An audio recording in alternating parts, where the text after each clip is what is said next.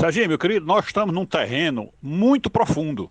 Não sei se você percebeu aí que nós passamos várias camadas de saberes, camadas de ciências, camadas de filosofias, enfim.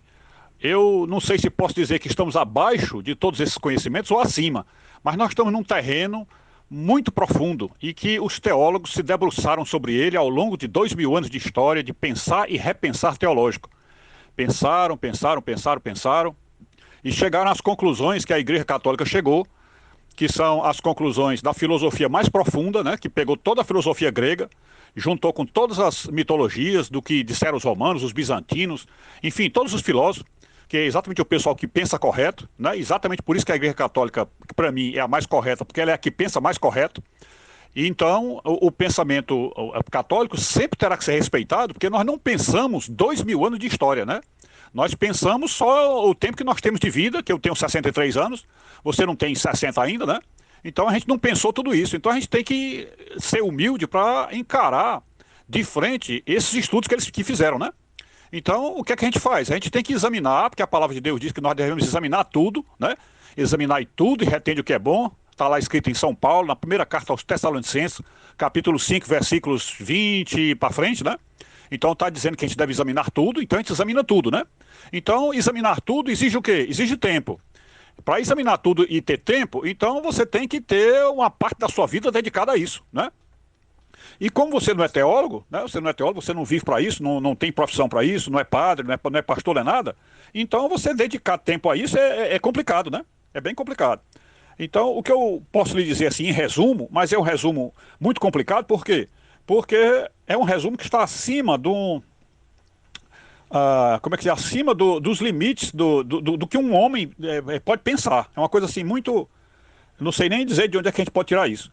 Então, o que eu aprendi, depois de todos os estudos que eu fiz, é que Deus, como ele é Deus Pai, Deus Filho, Deus Espírito Santo, né, é uma trindade, Santíssima Trindade, né, que é a partir deste ponto da Santíssima Trindade é que a gente pode entender o cristianismo, né?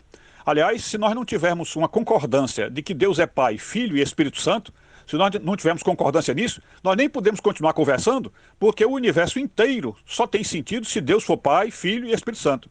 Se o Deus não for uma trindade, então não tem sentido conversar sobre nada, né? Pois bem, mas digamos que você acredite que Deus é Pai, Filho e Espírito Santo, se você acreditar nisso, então eu quero dizer que uma certa altura na história do tempo, que nós também não podemos precisar isso aí, porque se trata de algo dentro do Kairos. O Kairos é o tempo de Deus, diferente do nosso tempo aqui, que é o Cronos. O tempo de Deus chama-se Kairos. Então, no Kairos, uma certa altura do Kairos, ele sentiu necessidade, e é estranhíssima essa necessidade, porque, evidentemente, um Deus onipotente e um Deus infinito jamais sentiria necessidade de nada.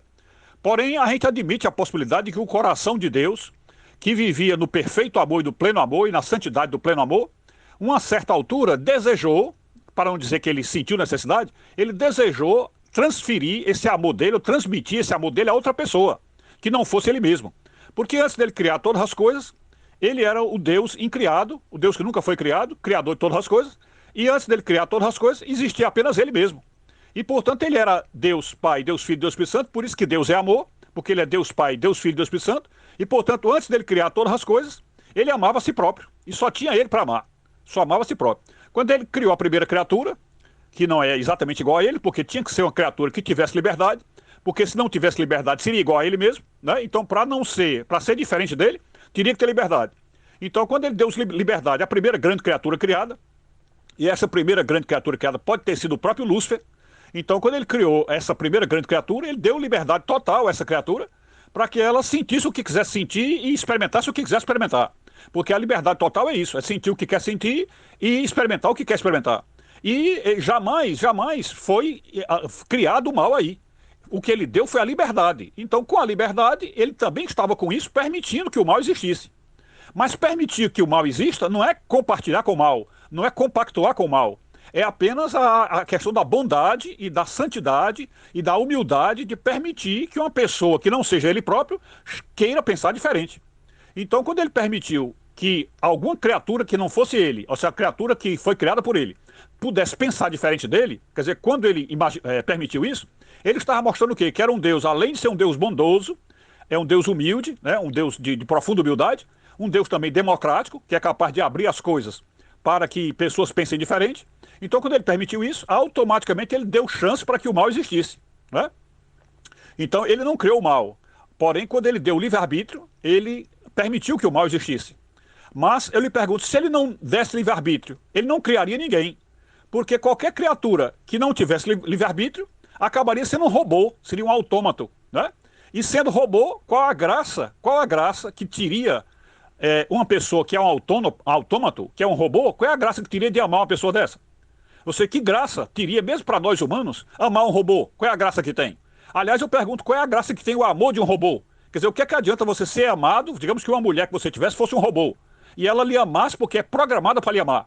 Qual é a graça que tem esse amor? Se ela fosse programada para lhe amar, e você fosse programado para amar ela, não teria graça nenhuma. Então a forma correta é o quê? É dar livre-arbítrio, dar uma consciência plena de auto-entendimento, e dando também a essa consciência a liberdade de escolher. Então aí sim, aí esse amor vale a pena. Esse é o amor que vale a pena. Então Deus nos fez lutando por este amor que vale a pena, este amor que vale a pena morrer por ele, tanto é que ele veio à Terra morrer por nós, né? Então vale a pena morrer por nós, porque nós temos condição de dar a ele um amor verdadeiro, que é o amor do coração, um amor espontâneo, um amor de liberdade, tá certo? Mas valeu, fica com Deus, saúde e paz, tudo de bom.